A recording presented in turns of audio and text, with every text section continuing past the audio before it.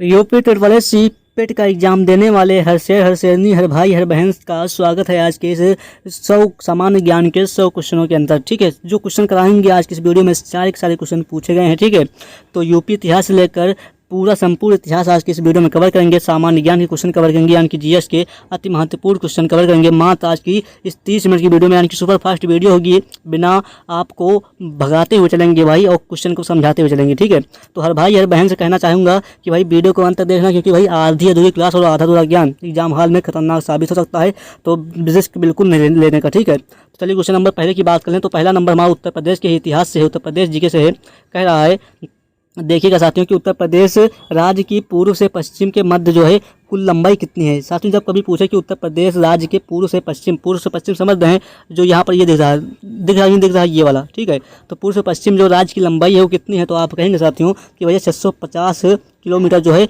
वो उत्तर प्रदेश राज्य की पूर्व से पश्चिम तक की लंबाई है 650 वर्ग किलोमीटर। ठीक है, तो यानी कि ऑप्शन हमारा जो एक का डी जाएगा, डी इसका क्लियर आंसर हो जाएगा साथियों। चलिए बात करते हैं क्वेश्चन नंबर 2 की ओर। 2 नंबर प्रश्न कह रहा है, बात देखिएगा। कह रहा साथियों कि पटचित्र, कह रहा है कि साथियों पटचित्र चित्रकला शैली किस राज्य का लोकप्रिय कला रूप है। जब कभी साथियों पूछे कि पटचित्र चित्रकला शैली जो है किस राज्य का लोकप्रिय कला रूप है, तो आप क्या कहेंगे? आप कहेंगे भैया ओडिशा इसका सही आंसर होगा। भाई जो पटचित्र चित्रकला शैली है वो ओडिशा का एक चित्रकला जो है लोकप्रिय कला रूप है। ठीक है, यानी कि ऑप्शन डी इसका करेक्ट आंसर हो जाएगा। साथियों जो क्वेश्चन नंबर 3 की बात कर लें जल्दी से, तो लोकसभा आज की इस सुपर फास्ट वीडियो में आपको हम इतने स्पीड से क्वेश्चन कराएंगे और समझाते हुए चलेंगे, आपके माइंड में डायरेक्ट क्वेश्चन घुसेगा। ठीक है, तो लोकसभा की पहली महिला स्पीकर कौन थी? जब साथियों कभी पूछे कि लोकसभा की पहली महिला स्पीकर कौन थी, तो आप क्या कहेंगे? आप साथियों कहेंगे भैया मीरा कुमार जो थी ये लोकसभा की जो है पहली महिला स्पीकर थी, यानी कि ऑप्शन डी का क्लियर हो जाएगा। ठीक है, चलिए साथियों क्वेश्चन नंबर 4 की बात कर लें। 4 नंबर कह रहा है कि प्रसिद्ध महाकाव्य पद्मावत किसने लिखा। साथियों जब कभी बात करें पद्मावत किसने लिखा, यानी कि आप यहाँ पर देख सकते हैं, नहीं दिख रहा है क्या? ये बार बार क्या हो रहा है? ठीक है, तो पद्मावत किसने लिखा, तो आप कहेंगे भाई पद्मावत जो है वो मलिक मोहम्मद जैसी ने पद्मावत लिखा। और किस भाषा में लिखा साथियों?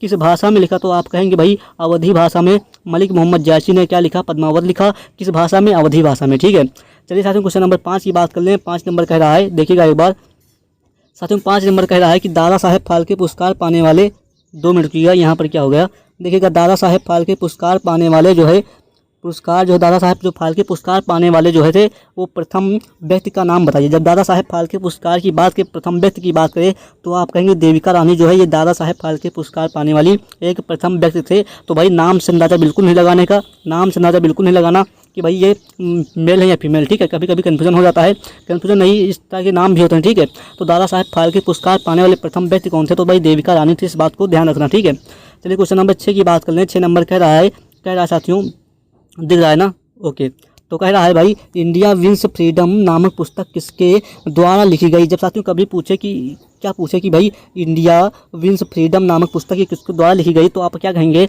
आप साथियों कहेंगे भाई मौलाना अबुल कलाम आज़ाद द्वारा जो है ये इंडिया विंस फ्रीडम नामक पुस्तक लिखी गई। तो किसके द्वारा लिखी गई, तो आप कहेंगे भाई ऑप्शन सी इसका करेक्ट आंसर होगा। ठीक है, चलिए क्वेश्चन नंबर साथियों बात कर ले क्वेश्चन नंबर 7 की ओर। 7 नंबर प्रश्न कह रहा है, बात देखिएगा, ये देखिए। ठीक है, 7 नंबर प्रश्न क्या कह रहा है? कह रहा है साथियों कि संसद के अंतर्गत आता है। तो साथियों संसद के अंतर्गत बात करें तो भाई लोकसभा भी आता है, राज्यसभा आता है, राष्ट्रपति भी आता है, यानी कि उपरोक्त सभी इसका हमारा क्लियर आंसर हो जाएगा। ठीक है, ऑप्शन डी इसका क्लियर आंसर हो जाएगा। ठीक है, चलिए साथियों क्वेश्चन नंबर बात करते हैं 8 नंबर की ओर। मात्र 30 से 25 मिनट की वीडियो में आज कवर करेंगे 100 क्वेश्चन कवर करेंगे, 100 क्वेश्चन कवर करेंगे। बस जल्दी से आप लोग वीडियो में बने रहिए। ठीक है, और अपने दोस्तों के साथ इस वीडियो को शेयर कर दीजिए। भारतीय परमाणु कार्यक्रम के जनक जो है के रूप में किसे जाना जाता है। जब साथियों बात करें कि भारतीय परमाणु कार्यक्रम के जनक के रूप में किसे जाना जाता है, तो आप कहेंगे साथियों कि भैया डॉक्टर होमी भाभा। डॉक्टर होमी भाभा को भाई भारतीय परमाणु कार्यक्रम के रूप में जाना जाता है, यानी कि ऑप्शन ए इसका बिल्कुल क्लियर आंसर हो जाएगा। साथियों चलिए क्वेश्चन नंबर 9 की बात कर लेते हैं। 9 नंबर कह रहा है, एक बात देखिएगा, कह रहा है कि भाई अरुण जटेली क्रिकेट स्टेडियम ये कहाँ स्थित है। कहाँ स्थित भाई अरुण जेटली क्रिकेट स्टेडियम में कहाँ स्थित है, तो आप क्या कहेंगे साथियों? आप कहेंगे भाई दिल्ली में जो है अरुण जेटली क्रिकेट स्टेडियम स्थित है, यानी कि ऑप्शन 20 का क्लियर हो जाएगा। ठीक है साथियों, क्वेश्चन नंबर 10 की बात कर लें तो भाई मांच किस राज्य का लोक नृत्य है। साथियों जब कभी बात करें कि मांच जो है ये किस राज्य का लोक नृत्य है, तो आप क्या कहेंगे? 10 नंबर जो प्रश्न का ऑप्शन जाएगा साथियों वो किसके साथ जाएगा, तो आप कहेंगे भाई जो मांच है वो किस राज्य का लोक नृत्य है। तो भाई मांच जो है वो हमारा भाई मध्य प्रदेश का लोक नृत्य है, यानी कि ऑप्शन हमारा डी के साथ क्लियर होगा। ठीक है, डी इसका सही आंसर हो जाएगा। चलिए क्वेश्चन नंबर 11 की बात करें, नेशनल डिफेंस अकेडमी। ठीक है, नेशनल डिफेंस अकादमी जो है ये कहाँ स्थित है, तो आप कहेंगे भैया पुणे में इसका जो है हेडक्वार्टर है, यानी कि इसका ए इसका करेक्ट आंसर हो जाएगा। ठीक, नेशनल डिफेंस अकेडमी यानी कि एनडीए आप लोगों ने सुना होगा, तो भाई एनडीए का मुख्यालय कहाँ है, पुणे में है। ठीक है, चलिए क्वेश्चन नंबर 12 की बात करें, तो 12 नंबर प्रश्न की कह रहा है, देखिएगा कि भाई शांत घाटी बचाओ का नारा किसने दिया। जब साथियों बात है शांत घाटी बचाओ का नारा किसने दिया, तो आप साथियों कहेंगे भाई सुगाथा कुमारी ने भाई शांत घाटी बचाओ का नारा दिया, यानी कि ऑप्शन हमारा जाएगा वो ऑप्शन ए के साथ जाएगा। ठीक है, ऑप्शन ए के साथ हमारा आंसर जाएगा। चलिए बात कर लेते हैं साथियों क्वेश्चन नंबर 13 की ओर। 13 नंबर प्रश्न कह रहा है, देखिएगा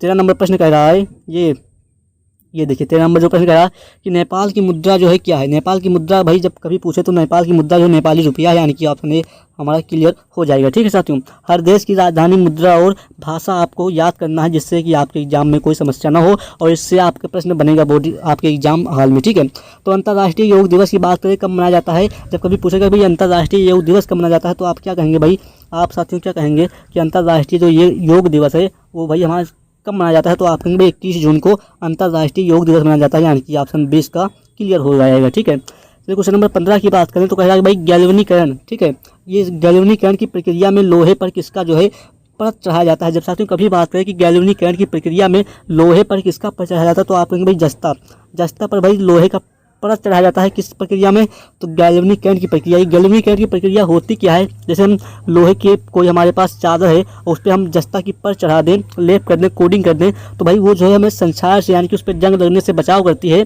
जस्ता। ठीक है, जिसको हम कहते हैं गैल्वेनीकरण। ठीक, जिसमें जंग नहीं लगता है। ठीक है, वायु और नमी की आर्द्रता में वो नहीं आता है। ठीक है, चलिए क्वेश्चन नंबर 16 की बात करें। 16 नंबर प्रश्न का एक बार देखिएगा कि सूरज की रोशनी, यहाँ पर देखिएगा भाई सूरज की रोशनी के स्पेक्ट्रम को प्राप्त करने के लिए गिलास प्रिज्म का उपयोग करने वाला पहला व्यक्ति कौन था। ठीक है, जब सूरज की रोशनी को स्पेक्ट्रम को प्राप्त करने के लिए एक गिलास जो प्रिज्म का उपयोग करने वाला पहला व्यक्ति कौन था, तो भाई इसका जो ऑप्शन जाएगा वो ऑप्शन है सर आइजैक न्यूटन जो थे। न्यूटन आप सभी लोग जानते होंगे, तो भाई न्यूटन इसका करेक्ट आंसर हो जाएगा। ठीक है साथियों, क्वेश्चन नंबर 17 की बात करें। 17 नंबर प्रश्न कह रहा है, बात देखिएगा, ये देखिए प्रश्न कह रहा है कि सौरमंडल सेल का निर्माण करने के लिए किस तत्व का उपयोग किया जाता है। जब साथियों कभी पूछे कि सौरमंडल जो है सौर सेल का निर्माण करने के लिए किस तत्व का उपयोग किया जाता है, तो आप क्या कहेंगे, आप साथियों कहेंगे कि भाई सिलिकॉन का भाई उपयोग किया जाता है, यानी कि ऑप्शन 20 का क्लियर हो जाएगा। ठीक है साथियों, क्वेश्चन नंबर 17 की बात कर लें। 17 नंबर हो गया, 18 नंबर क्वेश्चन की बात कर लें। कह रहा है 18 नंबर प्रश्न, निम्नलिखित में से कौन सा संक्रामक रोग का एक उदाहरण है। ठीक है, संक्रामक रोग का उदाहरण कौन सा है, तो भाई ये भी नहीं है, ना ही ये है और ना ही मधुमेह है। यहाँ ऑप्शन हमारा जाएगा वो ऑप्शन डी के साथ जाएगा, जो तपेदिक होता है, ये एक संक्रामक रोग का उदाहरण है। ठीक है, चलिए क्वेश्चन नंबर 19 की बात कर लें। 19 नंबर कह रहा है, एक बार देखिएगा, ये देखिए कह रहा है कि निम्नलिखित में से किस स्वतंत्रता सेनानी ने माइकल ओ डायर की हत्या कर दिया। ठीक है, तो कौन से स्वतंत्रता सेनानी जो थे वो माइकल ओ डायर की हत्या कर दिया, तो 19 नंबर जो प्रश्न का ऑप्शन जाएगा साथियों वो ऑप्शन डी ऊधम सिंह जो थे वो भैया माइकल ओ डायर की हत्या कर दिया ऊधम सिंह ने। ठीक है, इस बात को ध्यान रखना चाहिए। बाकी क्वेश्चन नंबर 20 की बात कर लें। 20 नंबर कह रहा है, देखिएगा एक बार कि वर्ष में अपनाए गए भारतीय राष्ट्रीय कांग्रेस यानी कि इंडियन नेशनल कांग्रेस के तिरंगे झंडे में केंद्र में एक चरखा जो है, एक चरखा क्या रखा गया था, तो भाई कब रखा गया था, तो आप बताएंगे भाई कि भाई 1931 में रखा गया था। 1931 में भाई रखा गया था एक चरखा भारतीय राष्ट्रीय कांग्रेस के तिरंगे झंडे के केंद्र में। ठीक है, चलिए साथ में क्वेश्चन नंबर 20 की बात कर लें। 21 नंबर प्रश्न की बात कर लें, तो भारत में जनरल जो है डायर के प्रशासन के दौरान कौन सा कानून लागू किया गया था। जब कभी पूछे कि भारत में जनरल डायर के प्रशासन के दौरान कौन सा कानून लागू किया गया था, तो आप क्या कहेंगे साथियों, आप कहेंगे कि भैया हमारा ऑप्शन ए जाएगा मार्शल कानून, इसका करेक्ट आंसर हो जाएगा साथियों। चलिए क्वेश्चन नंबर 22 की बात कर लें। 22 नंबर प्रश्न कह रहा है, बात देखिएगा, ये देखिए दिसंबर भाई 22 नंबर प्रश्न कह रहा है कि दिसंबर 1929 के दौरान कांग्रेस के किस सत्र में 26 जनवरी को पूर्ण स्वराज के दिन के रूप में तय किया गया था, जिसके बाद संविधान अपनाने की तारीख के रूप में निर्धारित किया गया। ठीक है, तो भाई क्या होगा इसका सही आंसर, तो आप 22 नंबर जो प्रश्न का ऑप्शन बताएंगे भाई लाहौर। जो लाहौर है भाई, ये दिसंबर 1929 के दौरान कांग्रेस के जो है लाहौर सत्र में भाई 26 जनवरी को पूर्ण स्वराज, जब कभी पूछे भाई कि पूर्ण स्वराज जो है सत्तर जो है पूर्ण स्वराज किस दिन लागू किया गया, तो भाई आप कहेंगे 26 जनवरी को लागू किया गया पूर्ण स्वराज के रूप में तय किया गया, जिसके बाद संविधान में अपनाने की तारीख जो है संविधान को लागू करने की तारीख के रूप में निर्धारित किया गया लाहौर। ठीक है, इसका सही आंसर होगा। ठीक है, चलिए क्वेश्चन नंबर 23 की बात कर लें। कह रहा है, देखिएगा एक बार, क्वेश्चन बहुत इंपॉर्टेंट है। ठीक है, तो 23 नंबर प्रश्न कह रहा है कि भारत और पाकिस्तान द्वारा सर्वोच्च नागरिक जो होता है, यानी कि भारत रत्न निशान ए पाकिस्तान पाने वाले भारतीय एकमात्र नेता कौन थे, तो आप कहेंगे साथियों इसका जो सही आंसर होगा वो होगा ऑप्शन डी। ठीक है, ऑप्शन डी, यानी कि इसका क्लियर आंसर होगा मोरारजी जो है देसाई, इसका सही आंसर हो जाएगा। ठीक है साथियों, क्वेश्चन नंबर बात कर लें 24 नंबर का है। देखिएगा एक बार कि भाई निम्नलिखित में से कौन दक्षिण भारत की सबसे लंबी नदी है। जब सबसे पूछे कि दक्षिण भारत की सबसे लंबी नदी कौन सी है, तो साथियों आप क्या कहेंगे? साथियों आप कहेंगे कि भाई गोदावरी नदी जो है ये दक्षिण भारत की सबसे लंबी नदी है, यानी कि ऑप्शन हमारा ए बिल्कुल क्लियर हो जाएगा। ठीक है, क्वेश्चन नंबर 25 की वहीं पर बात करें। क्वेश्चन नंबर 25 कह रहा है, देखिएगा एक बार कि ये देखिए, बर्फ से ढकी चोटियों वाली एकमात्र पर्वत, देखिएगा बर्फ से ढकी चोटियों वाली एकमात्र पर्वत जो है श्रृंखला कौन सी है, तो आप क्या कहेंगे साथियों? आप कहेंगे भाई हिमालय जो है, हिमालय के ऊपर क्या जमा होता है? बर्फ़ जमा होता है। ठीक है, तो हिमालय के ऊपर क्या जमा होता है? तो साथियों हिमालय के ऊपर क्या जमा होता है? बर्फ़, जिसको हम कहते हैं हिमालय। ठीक है, इसको बात समझ सकते हैं आप। ठीक है, चलिए क्वेश्चन नंबर 26 की बात कर लें। 26 नंबर प्रश्न कह रहा है, बात देखिएगा, ये देखिए। ठीक है, कह रहा है 26 नंबर प्रश्न कि निम्न में से किस राज्य में विधानसभा निर्वाचन क्षेत्रों की संख्या सबसे अधिक है। जब कभी पूछे साथियों कि विधानसभा निर्वाचन क्षेत्रों की संख्या सबसे अधिक है तो वो किस जो है क्षेत्र में है, तो आप कहेंगे साथियों जो 26 नंबर जो प्रश्न का ऑप्शन जाएगा हमारा, वो ऑप्शन बी उत्तर प्रदेश में भाई निर्वाचन जो है क्षेत्रों की संख्या सबसे अधिक है, यानी कि ऑप्शन बी इसका करेक्ट आंसर हो जाएगा। चलिए क्वेश्चन नंबर 27 की बात कर लें। 27 नंबर प्रश्न कह रहा है, देखिएगा एक बार, साहित्य अकादमी पुरस्कार की स्थापना जो है किस वर्ष किया गया। जब कभी पूछे साथियों कि साहित्य अकादमी पुरस्कार की स्थापना किस वर्ष किया गया, तो आप कहेंगे साथियों कि भैया 1954 में साहित्य अकादमी पुरस्कार की स्थापना हुई। वहीं पर क्वेश्चन नंबर 28 की बात कर लें। 28 नंबर प्रश्न का राय बात देखिएगा कि निम्नलिखित में से कौन सा राजस्थान का राज्य नृत्य है। जब कभी पूछे कि भाई राजस्थान का राज्य नृत्य कौन सा है, तो आप कहेंगे भाई घूमर जो है राजस्थान का राज्य नृत्य है। चलिए क्वेश्चन नंबर 29 की बात कर लें। 29 नंबर कह रहा है, बात देखिएगा साथियों, ये देखिए। ठीक है, 29 नंबर कह रहा है निम्नलिखित में से पारिस्थितिकी तंत्र का किसे कृत्रिम रूप से वर्गीकृत किया जा सकता है, तो आप कहेंगे साथियों कि भाई गार्डन इसका सही आंसर हो जाएगा। ठीक है, चलिए क्वेश्चन नंबर 30 की बात कर लें। 30 नंबर प्रश्न कह रहा है कि विश्व जनसंख्या दिवस किस दिन मनाया जाता है। जब साथियों कभी पूछे कि विश्व जनसंख्या दिवस जो है वो किस दिन मनाया जाता है, तो आप क्या कहेंगे? आप कहेंगे साथियों कि भाई 11 जुलाई को विश्व जनसंख्या दिवस मनाया जाता है, यानी कि ऑप्शन हमारा जो जाएगा वो ऑप्शन बी के साथ जाएगा। चलिए बात करते हैं क्वेश्चन नंबर 31 की ओर। 31 नंबर प्रश्न कह रहा है साथियों, देखिएगा यहाँ पर, ये देखिए, ये देखिए, हाँ, तो कह रहा है कि भाई आगा खान जो है ये कप कौन से खेल से संबंधित है, तो आगा खान कप जो है ये कौन से खेल से संबंधित हो, तो आप कहेंगे साथियों आगा खान जो कप है ये हॉकी से संबंधित है, यानी कि ऑप्शन हमारा जो जाएगा वो ऑप्शन ए के साथ जाएगा, ये इसका करेक्ट आंसर हो जाएगा। चलिए साथियों क्वेश्चन नंबर बात करते हैं आगे की ओर। अगला प्रश्न कह रहा है एग्जाम के मात्र 10 से 15 दिन बचे हुए हैं, यानी कि मुश्किल का 10 से 10 दिन बचे हुए हैं आपके एग्जाम के, तो मैं चाहूँगा भाई आप जो है 2021, 22, 23 के 10 शिफ्ट के प्रैक्टिस सेट जो है ले लें विद सोल्यूशन के साथ। आपका रिवीजन करने का टाइम है, इसमें ही आपका स्कोर बन सकता है। ठीक है, क्योंकि प्रीवियस ईयर क्वेश्चन के भाई 10 शिफ्ट के लेकर आया हूँ, जिसमें भाई हर एक सब्जेक्ट है, तो आप मात्र 45 रुपये जो है पे करके इस नंबर पे आप जो है इस PDF को परचेज बाई कर सकते हैं। और बाकी यहाँ पर 45 रुपये जो लिए जा रहे हैं, ये कोई मेरी फीस नहीं है, ये जो टाइपिस्ट जो चार्ज है, ये टाइपिस्ट चार्ज है, जो PDF में टाइपिंग लगा है उसका चार्ज 45 रुपये है। और बाकी आप इस नंबर पर जैसे ही कॉन्टेक्ट करेंगे आपको PDF प्रोवाइड कर दी जाएगी, और आपको एक स्कैनर मिलेगा, QR कोड मिलेगा। जैसे आप उस पर पेमेंट करते हैं, आपको तुरंत जो है तत्काल जो है आपको पेमेंट जो है PDF 10 शिफ्ट के प्रैक्टिस सेट प्रोवाइड कर दी जाएंगे, और साथ ही में इस क्लास के भी प्रोवाइड कर दी जाएंगे। और तो चाहता हूँ कि भाई सिलेक्शन लेना है तो भाई ईमानदारी से, क्योंकि आज के 45 रुपये आपके इस सिलेक्शन से ज़्यादा मायने नहीं रहते। तो भाई आपको क्या लगता है, आप समझ सकते हैं। तो चलिए बढ़ते हैं क्वेश्चन ए, हॉकी से संबंधित है। चलिए बात करते हैं क्वेश्चन नंबर 32 की ओर। कहाँ पर भागीरथी और अलकनंदा नदी के मिलने से गंगा बनती है। भाई कहाँ पर जो भागीरथी और अलकनंदा के मिलने से गंगा बनती है, जब इस तरह के प्रश्न पूछे तो आप कहेंगे इसका जो सही आंसर होगा ऑप्शन है देवप्रयाग। देवप्रयाग में भागीरथी और गंगा, जब भागीरथी और अलकनंदा मिलती हैं तो वहाँ पर क्या बनता है, तो देवप्रयाग बनता है, मतलब उसको क्या कहते हैं, देवप्रयाग कहते हैं। और जब पूछे कि भाई गंगा किस दो नदियों से मिलकर बनती है, तो आप कहेंगे भागीरथी और अलकनंदा से। भागीरथी और अलकनंदा से मिलकर गंगा बनती है। और जब पूछे कि भागीरथी और अलंदा दोनों से मिलने से कौन सी नदी बनती है?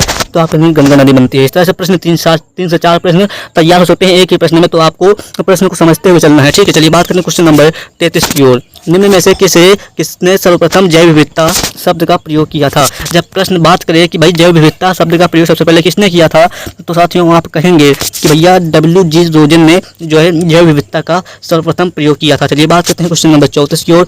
विश्व बैंक का मुख्यालय स्थित है? जब विश्व बैंक यानी कि वर्ल्ड बैंक का मुख्यालय कहाँ स्थित है, यानी कि हेडक्वार्टर जो है कहाँ स्थित है वर्ल्ड बैंक का, यानी कि विश्व बैंक का हेडक्वार्टर कहाँ स्थित है, तो आप कहेंगे 34 नंबर प्रश्न का जो सही आंसर होगा ऑप्शन बी, वाशिंगटन DC में, ठीक है। चलिए बात करते हैं क्वेश्चन नंबर 35 नंबर। येन किस देश की मुद्रा है? जब बात करें येन किस देश की मुद्रा है, तो आप कहेंगे भाई जापान की क्या है, बताइए जापान की मुद्रा क्या है, एक बार बताइएगा जो तरीके से। जापान की जो हमारी मुद्रा है भाई वो है येन। इस बात को आप लोग ध्यान रखना से जिसका सही आंसर हो जाएगा। चलिए बात करते हैं क्वेश्चन नंबर 36 की ओर, ठीक है।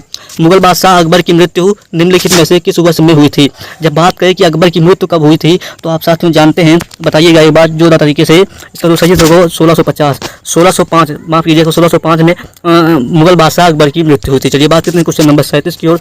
निम्न में से किस शासक ने दीन-ए-इलाही नाम से एक नई जीवन शैली धर्म की शुरुआत की? जब इस तरह के प्रश्न पूछे तो आप कहेंगे कि अकबर ने जो है दीन-ए-इलाही नाम से एक नई जीवन की शैली शुरुआत की थी। चलिए बात करते हैं क्वेश्चन नंबर 38 की ओर। हड़प्पा कालीन स्थल रंगपुर भारत के किस वर्तमान राज्य में स्थित है? यहाँ पर भाई थोड़ा सा मिसप्रिंट हो गया है, हड़प्पा होना चाहिए यहाँ पर हड़प्पा, ठीक है, माफ़ कीजिएगा, थोड़ी सी मिसप्रिंटिंग हो गई है। तो हड़प्पा कालीन स्थल रंगपुर भारत के किस वर्तमान राज्य में स्थित है? तो आप कहेंगे इसका जो सही आंसर होगा वो होगा ऑप्शन बी, गुजरात राज्य में स्थित है। चलिए बात करते हैं क्वेश्चन नंबर अगले की ओर, लेकिन उससे पहले बी जिसका सही आंसर हो जाएगा। चलिए बात करते हैं क्वेश्चन नंबर 39 की ओर। जब बात करें कि ऋग्वेद कितनी पुस्तकों जो है मंडलों में विभाजित है, तो भाई बात करें कि ऋग्वेद जो है कितने मंडल हैं ऋग्वेद में, तो आप कहेंगे 39 नंबर जो प्रश्न का सही आंसर होगा ऑप्शन बी, 10 मंडल जो है किसमें है, ऋग्वेद में है। चलिए बात करते हैं क्वेश्चन नंबर 40 नंबर प्रश्न कर रहा है कि 1932 में हस्ताक्षरित पूना समझौता महात्मा गांधी और डैश लगा है यहाँ पर बीच हुआ एक समझौता था जिसके बाद महात्मा गांधी ने अपना अनशन समाप्त किया। तो भाई 40 नंबर जो प्रश्न का सही आंसर होगा वो होगा option A, doctor Bhimrao Ambedkar, ठीक है। किस तरह कहेंगे कि 1932 में हस्ताक्षरित पूना समझौता महात्मा गांधी और डॉक्टर BR अम्बेडकर के बीच हुआ एक समझौता था जिसके बाद महात्मा गांधी ने अपना अनशन समाप्त किया। चलिए बात करते हैं क्वेश्चन नंबर 41 की ओर। भारतीय राष्ट्रीय कांग्रेस के पहले अधिवेशन का आयोजन मुंबई यानी कि तत्कालीन बम्बई में व्योमेश चंद्र बनर्जी की अध्यक्षता में किया गया था। जब पूछे कि भारतीय राष्ट्रीय कांग्रेस का अधिवेशन का आयोजन मुंबई में व्योमेश चंद्र बनर्जी की अध्यक्षता में किया गया था, तो कब किया गया था, तो आप साथियों कहेंगे जो 41 नंबर प्रश्न का सही आंसर होगा वो होगा ऑप्शन डी, दिसंबर 1885 में जो है व्योमेश चंद्र बनर्जी की अध्यक्षता में जो है किया गया था। चलिए बात करते हैं क्वेश्चन नंबर 42 नंबर प्रश्न कह रहा है कि निम्नलिखित में से कौन भारत का एक सर्वोच्च सबसे ऊंचा बांध कौन सा है? ठीक है, जब बात पूछे कि भारत का सबसे ऊंचा बांध कौन सा है, तो आप साथियों कहेंगे भैया टिहरी बांध जो है उत्तराखंड में है और ये भारत का सबसे ऊंचा बांध है, इस बात को ध्यान रखना। चलिए बात करते हैं 43 नंबर प्रश्न की, तो कहेंगे कि महाराष्ट्र के पहले उद्योग रत्न अवार्ड किसे सम्मानित किया गया? ठीक है, किसे सम्मानित किया गया? महाराष्ट्र के पहले उद्योग रत्न अवार्ड से किसे सम्मानित किया गया? तो भाई हमारा जिसका सही होगा रतन टाटा जी, जो जिनकी मृत्यु हो चुकी है, ठीक है।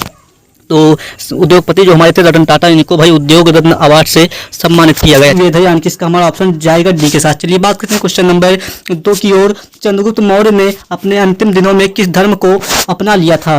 प्रश्न कहे कि चंद्रगुप्त मौर्य ने अंतिम दिनों में किस धर्म को अपना लिया था, तो आप कहेंगे साथियों, आप कहेंगे भैया जैन धर्म को अपना लिया था, यानी कि इसका हमारा सही आंसर होगा वो होगा ऑप्शन ए के साथ हमारा आंसर जाएगा। चलिए बात करते हैं क्वेश्चन नंबर 3 की ओर।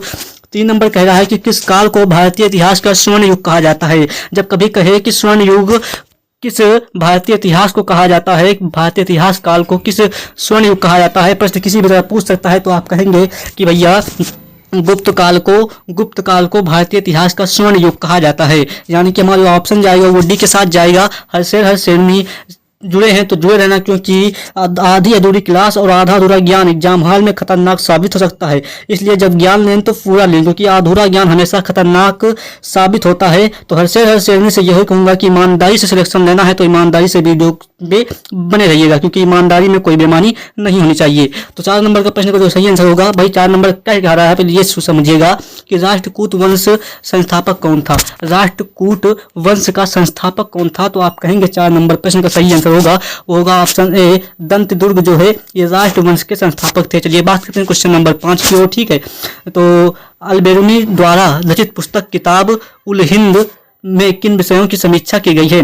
देखिए जब कहे कि उल हिंद जो है किताब ये किसके द्वारा रचित की गई है, तो आप कहेंगे कि अल जो है अल-बेरूनी के द्वारा रचित गई है, लेकिन इसमें किस विषय की समीक्षा की गई है, तो आप कहेंगे जो 5 नंबर का सही आंसर होगा, तो आप कहेंगे भैया इसमें जो है भारतीय दर्शन की भी समीक्षा की गई है, भारतीय इतिहास यानी कि भूगोल की भी समीक्षा की गई है, गणित और खगोल विज्ञान की भी जो है समीक्षा की गई है, यानी कि हमारा जो ऑप्शन जाएगा वो डी के साथ जाएगा, इसका डी जिसका सही आंसर होगा। सभी के सभी की जो है समीक्षा की गई है उल हिंद पुस्तक में। इसको रचना किसने की है, इसने तो अल-बेरूनी ने की है। चलिए बात करते हैं क्वेश्चन नंबर 7 की ओर। 7 नंबर प्रश्न कह रहा है, देखिएगा एक बार, 1857 ईस्वी के स्वाधीनता संग्राम का प्रतीक था। जब बात करें कि 1857 ईस्वी के स्वाधीनता संग्राम का प्रतीक क्या था, तो आप कहेंगे साथियों, आप कहेंगे कि भैया कमल और रोटी। कमल और रोटी जो है उस समय का प्रतीक था। तो इस बात को ध्यान रखना, एक ही साथ हमारा आंसर जाएगा। चलिए बात करते हैं क्वेश्चन नंबर 7 की ओर, ठीक है। 50 प्रश्नों की श्रृंखला में जुड़े रहे, क्योंकि इतिहास हमारा कवर हो चुका है, भारतीय राष्ट्रीय आंदोलन के कुछ क्वेश्चन है, उसके बाद भूगोल, संविधान, स्ट्रेटेजी के, करंट अफेयर और विज्ञान और हिंदी के सभी क्वेश्चन लेकर आए हूँ। 5 से 10 करंट अफेयर के जो रहेंगे क्वेश्चन वो 10 रहेंगे, उनको अभी आखिरी में कराएंगे। तो भाई जुड़े रहना आपका कर्तव्य है और बताना मेरा कर्तव्य है। चलिए बात करते हैं क्वेश्चन नंबर 7 की ओर। शिकागो विश्व धर्म पार्लियामेंट जिसमें विवेकानंद ने भाग लिया था वह का आयोजन हुआ था। तो भाई शिकागो विश्व धर्म पार्लियामेंट जिसमें विवेकानंद ने भाग लिया था, तो उसका आयोजन कब हुआ था, तो आप कहेंगे भैया, आप कहेंगे कि इसका जो सही आंसर होगा वो होगा ऑप्शन डी, सन 1893 में उसका आयोजन हुआ था। चलिए बात करते हैं क्वेश्चन नंबर 7 की ओर, ठीक है। 7 नंबर प्रश्न करा कि ब्रह्म समाज के संस्थापक थे। जब ब्रह्म समाज के संस्थापक की बात पूछे तो आप कहेंगे भैया राजा राम मोहन राय जो थे वो ब्रह्म समाज के संस्थापक थे। इस बात को आप लोग ध्यान में रखना। चलिए बात करते हैं क्वेश्चन नंबर 8 की ओर।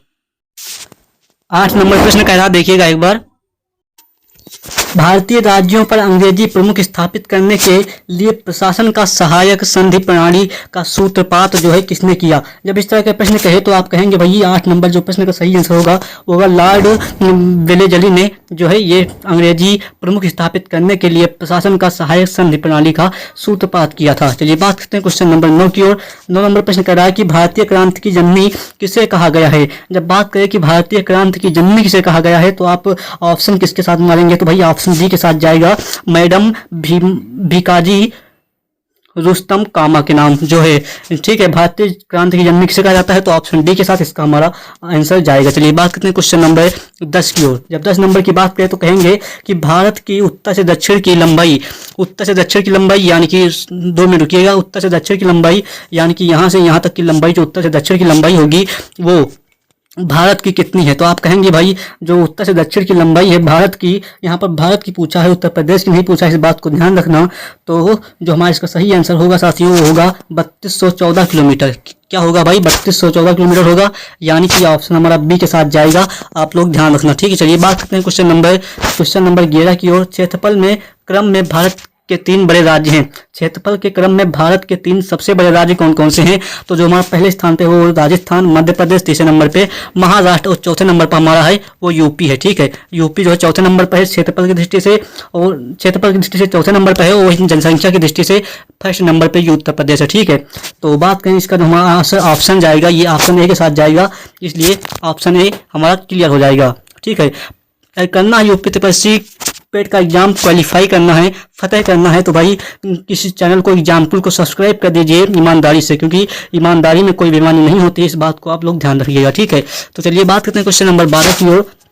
कह रहा है कि भारत के भौगोलिक मानचित्र को कौन तैयार करता है। जब बात करें कि भारत के भौगोलिक मानचित्र को कौन तैयार करता है तो आप कहेंगे साथियों, आप जो इसका सही आंसर होगा 12 नंबर प्रश्न का, तो जो 12 नंबर प्रश्न का सही आंसर होगा वो होगा ऑप्शन डी। भारतीय सर्वेक्षण जो है भौगोलिक मानचित्र को तैयार करता है, यानी कि ऑप्शन डी के साथ हमारा जाएगा इसका आंसर।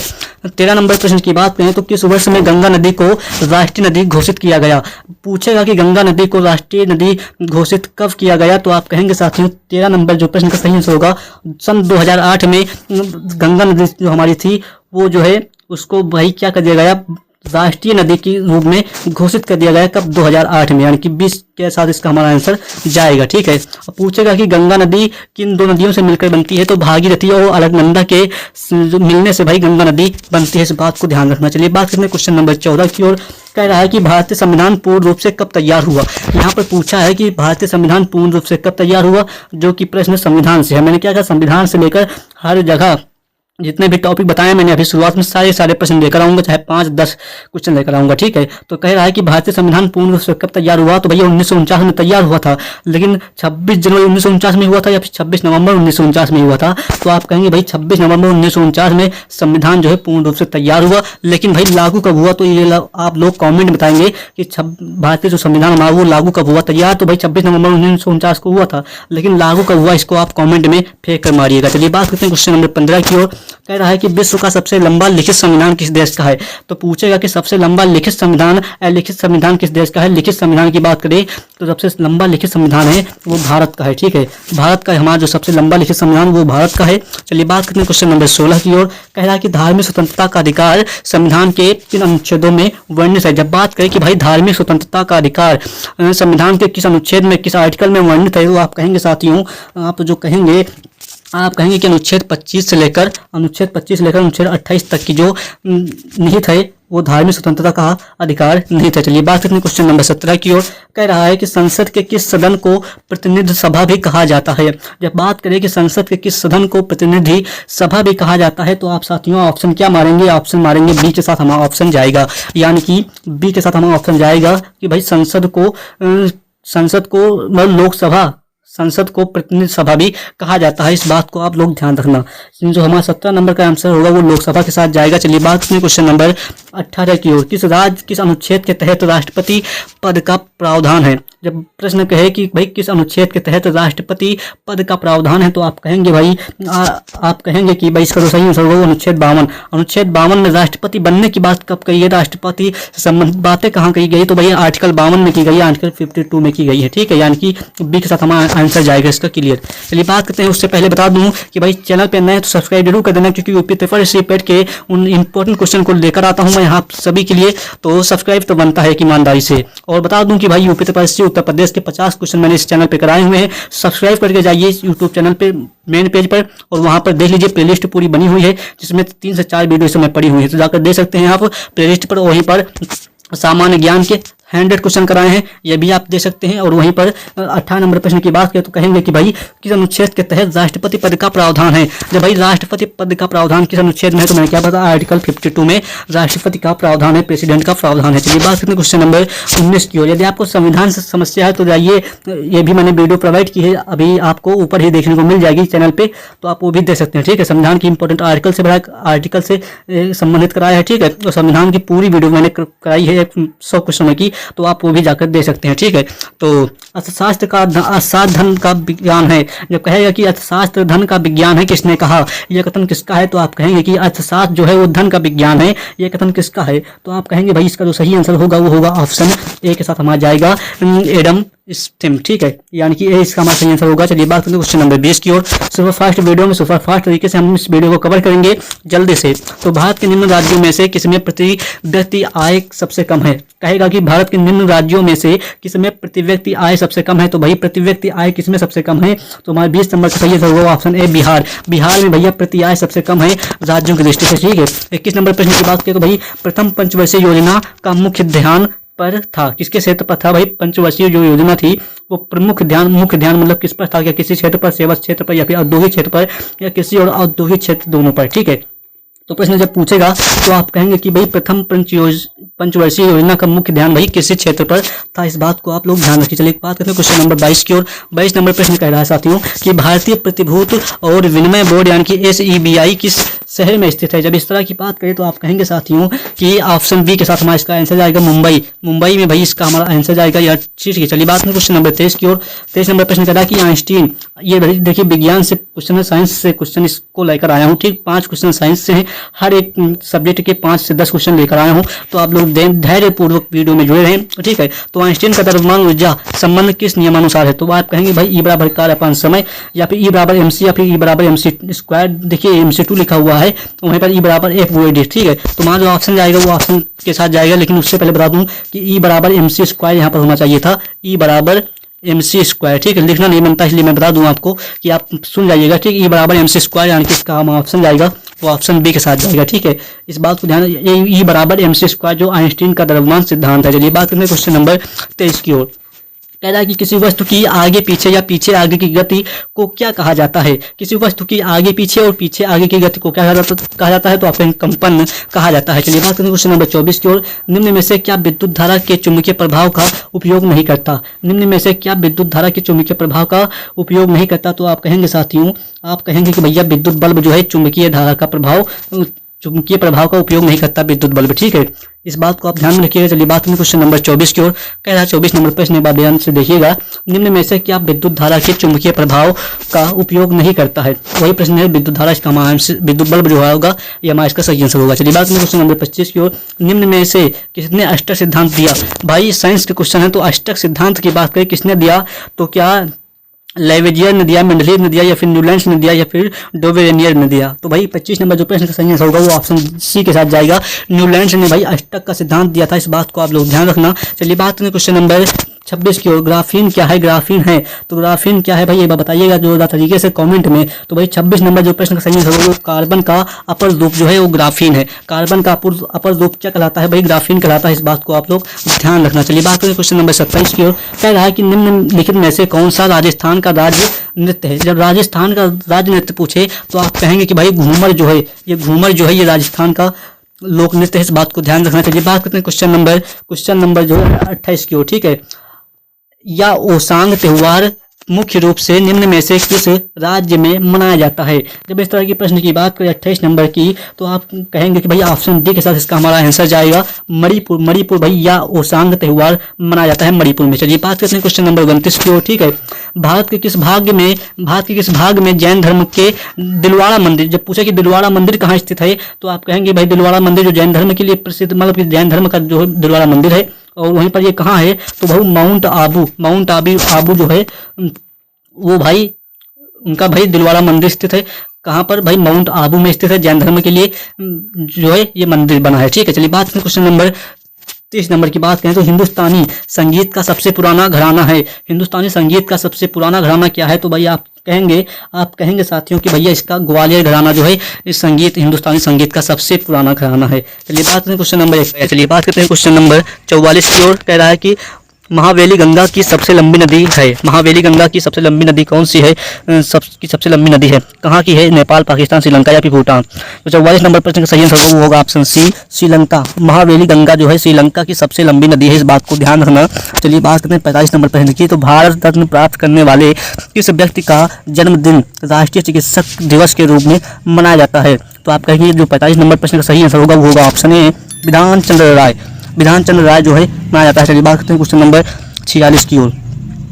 निम्न में से कौन सी महाराष्ट्र की नृत्य शैली है? तो महाराष्ट्र की नृत्य शैली कौन सी है? तो आप कहेंगे 46 नंबर जो प्रश्न का सही होगा वो ऑप्शन सी, लेजिम। चलिए बात करते हैं क्वेश्चन नंबर 47 की ओर। गेटवे ऑफ इंडिया किस शहर में स्थित है? जब बात करें कि गेटवे ऑफ इंडिया किस शहर में स्थित है, तो आप कहेंगे साथियों कि इसका जो सही आंसर होगा वो ऑप्शन डी, मुंबई में गेटवे ऑफ इंडिया स्थित है।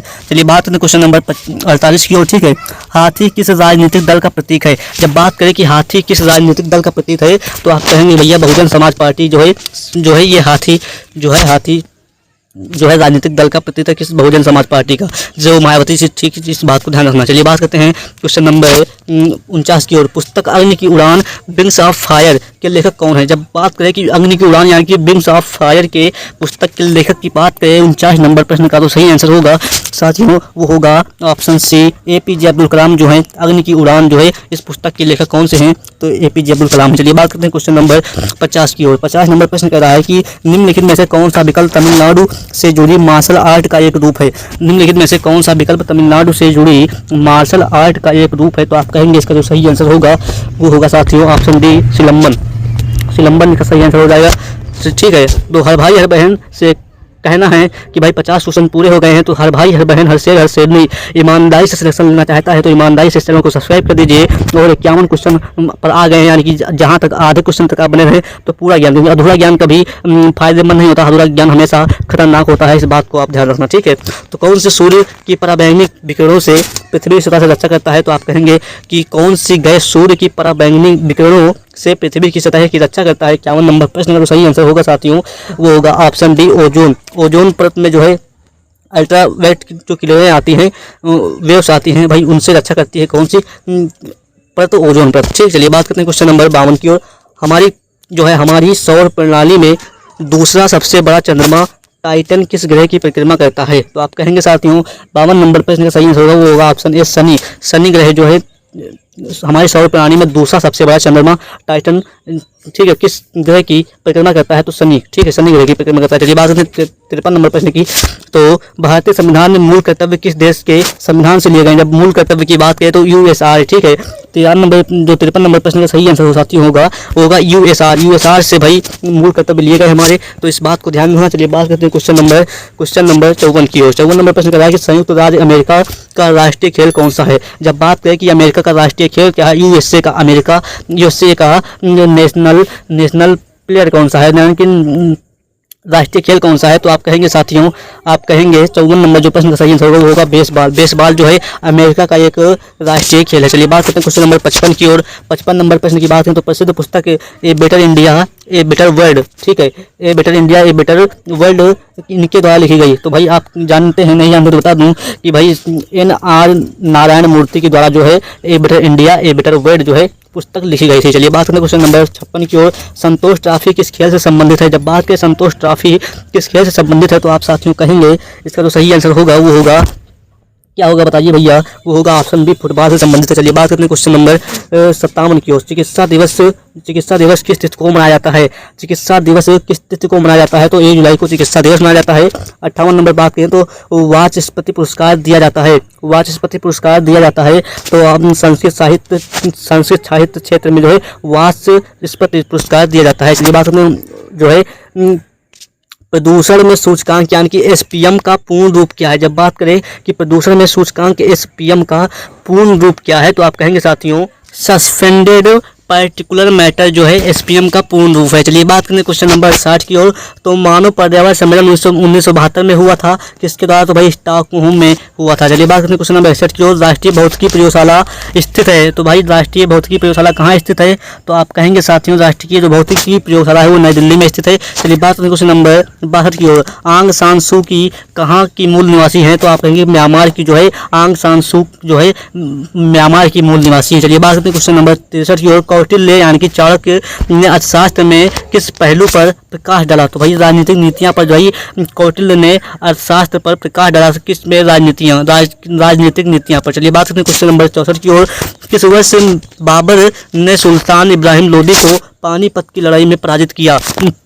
प्रश्न यहाँ पूछेगा कि बाबर ने सुल्तान इब्राहिम लोदी को पानीपत की लड़ाई में पराजित किया था तो किस वर्ष में किया था? तो भैया 1526 में, यानी कि जो पानीपत की प्रथम लड़ाई हुई थी वो 1526 में हुई थी। 1526 में हुई थी और किससे किसके बीच हुई थी? तो भाई बाबर और इब्राहिम लोदी के बीच में हुई थी पानीपत की प्रथम लड़ाई। और उसमें पराजित कौन हुआ था? तो कहेंगे कि भाई इब्राहिम लोदी पराजित हुआ था और बाबर द्वारा लड़ा गया एक युद्ध है पानीपत की प्रथम लड़ाई।